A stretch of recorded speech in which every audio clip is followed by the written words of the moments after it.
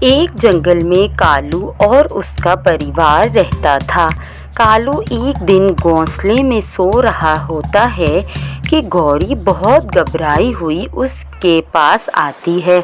ارے کالو جی جلدی اٹھیں، ایک بری خبر ہے۔ ارے گوری ہمیشہ ایسے ہی کرنا، کبھی اچھی خبر بھی سنا دیا کرو، ہمیشہ بری ہی خبر لے کر آتی ہو۔ کالو جی ہمارا ببلو کھیل رہا تھا، اسے ایک خونخوار چیل لے کر گئی ہے، پتہ نہیں کہاں ہوگا میرا ببلو، اب تک تو وہ چیل اسے کھا بھی گئی ہوگی، مجھے بہت ڈر لگ رہا ہے، آپ جلدی جاؤ بچا لو ہمارے ببلو کو۔ ارے ظالم چیل سے کیسے بچاؤں گا، لیکن تم یہیں رکو، میں جاتا ہوں اس چیل کے پاس اور بات کرتا ہوں۔ یہ کہہ کر کالو وہاں سے چلا جاتا ہے اور ظالم چیل کے پاس پہنچ جاتا ہے۔ چیل رک جاؤ، میرے بچے کو مت کھاؤ، یہ میرا اکلوتا بیٹا ہے۔ ارے میں ظالم اور خطرناک چیل ہوں، میں اپنا شکاری ایسے نہیں چھوڑتی، تم یہاں سے چلے جاؤ ورنہ میں تمہارے بچے کے ساتھ تمہیں بھی اپنا بھوجن بنا لوں گی۔ چیل چلو ایک کام کرتا ہوں، میں تمہیں چڑیا کے 2 نرم بچے لا کر دیتا ہوں، اس کے بدلے تم میرے بچے کو چھوڑ دو اور چڑیا کے 2 بچے کھا کر تم اپنی بھوک مٹا لینا۔ جب چیل نے 2 چڑیا کے نرم بچوں کا نام سنا تو چیل کے منہ میں پانی آ جاتا ہے اور وہ حامی بھر لیتی ہے، لیکن پہلے تم اپنی شرط پوری کرو، پھر میں تمہارے بچے کو آزاد کروں گی۔ کالو وہاں سے چلا جاتا ہے اور تھوڑا آگے جا کر ایک درخت پر پریشان بیٹھا سوچنے لگتا ہے، 2 چڑیوں کے بچے آئیں گے کہاں سے، اب میں کیا کروں گا؟ وہ اتنا سوچ ہی رہا ہوتا ہے کہ ایک گھونسلے پر کوے کی نظر پڑتی ہے جہاں چڑیا کے 2 بچے ہی ہوتے ہیں اور چڑیا نہیں ہوتی۔ وہ جھٹ سے جا کر ان کو چیل کے پاس لے جاتا ہے۔ وہ بہت خوش ہوتا ہے کیونکہ چڑیا کے بچے اتنے چھوٹے تھے کہ اڑ بھی نہیں سکتے تھے، اب تو اس کے بچے کی بھی جان بچ جائے گی۔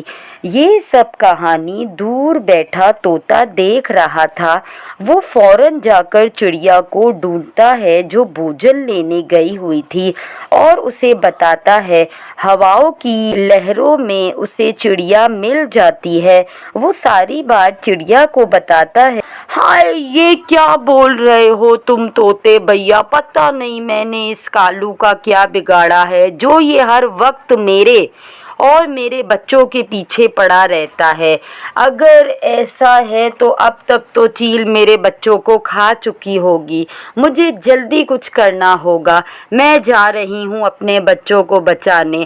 ٹونی اگر تم ایسے جاؤ گی تو وہ ظالم چیل تمہیں بھی کھا جائے گا، میں نہیں ڈرتی کسی بھی چیل سے، ابھی صرف مجھے اپنے بچوں کی جان بچانی ہے، میں جا رہی ہوں۔ پھر ٹونی اس چیل کے پاس جاتی ہے۔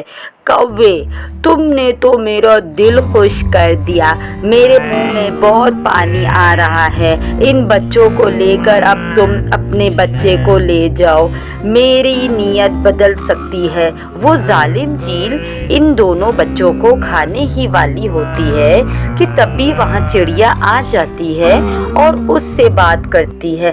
ظالم چیل میں تم سے نہیں ڈرتی، بلکہ میں تو تم لوگوں کو سبق سکھانے یہاں آئی ہوں۔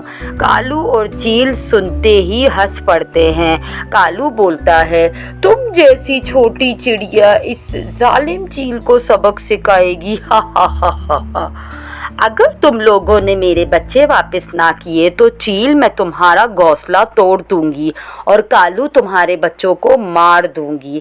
ایسا بول کر چڑیا چلی جاتی ہے اور اپنے ہاتھ میں ایک جلتی ہوئی لکڑی لے کر آتی ہے۔ بے وقوف مت، اگر تم اس درخت پر آگ لگاؤ گی تو تمہارے بچے بھی جل جائیں گے اور تم بھی، مجھے کوئی فرق نہیں پڑتا، چیل میرے بچے کو ویسے ہی کھا جائے گی۔ اس سے تو بہتر ہے میں اس درخت پر آگ لگا دوں تاکہ ہم سب ہی جل جائیں اور یہ قصہ یہیں ختم ہو۔ پھر اچانک ٹونی چڑیا اس درخت پر آگ لگا دیتی ہے۔ آہستہ آہستہ آگ بڑھتی جاتی ہے۔ چیل کو بھڑکتی آگ دیکھ کر بہت خوف آتا ہے اور وہ وہاں سے اڑ جاتی ہے، اور چیل کو دیکھ کر کالو بھی اڑ جاتا ہے۔ وہ یہ بھول ہی جاتا ہے کہ اس کا بیٹا ببلو کو چھوڑ کر بھاگ رہا ہے۔ مجھے کسی بھی طرح اپنے دونوں بچوں کو بچانا ہوگا، لیکن میں کالو کوے کے بچے کو نہیں چھوڑ سکتی کیونکہ اس کی کوئی غلطی نہیں ہے، یہ ننھا ببلو بے قصور ہے۔ پھر وہ کیسے بھی کر کے تینوں بچوں کو وہاں سے لے جاتی ہے۔ اپنے گھونسلے میں پہنچتے ہی وہ طوطا اس کو خوش آمدید کہتا ہے اور بولتا ہے، جب بھی تمہیں بھوجن کی کھوج میں جانا ہو تو مجھے بتا دیا کرو۔ دوسری طرف جب کالو گوری کے پاس آتا ہے تب اسے یاد آتا ہے، وہ گوری کو ساری بات بتاتا ہے۔ گوری بہت ناراض ہوتی ہے اور گھر چھوڑ کر جانے کی بات کرتی ہے۔ ارے گوری، مجھے معاف کر دو، اب تو ببلو بھی نہیں رہا، میں اکیلا کیسے ساری زندگی گزاروں گا۔ اتنے میں چڑیا ببلو کو لے کر آ جاتی ہے اور بولتی ہے، تم خود غرض ہو سکتے ہو، میں نہیں۔ وہ گوری کوی بھی یہ ساری باتیں جان کر ببلو کو لے کر چلی جاتی ہے اور کالو اکیلا رہ جاتا ہے۔ اسے اپنے کیے پر بہت شرمندگی ہوتی ہے۔ وہ اکیلا بیٹھ کر رونے لگتا ہے لیکن اس کے پاس کوئی نہیں ہوتا۔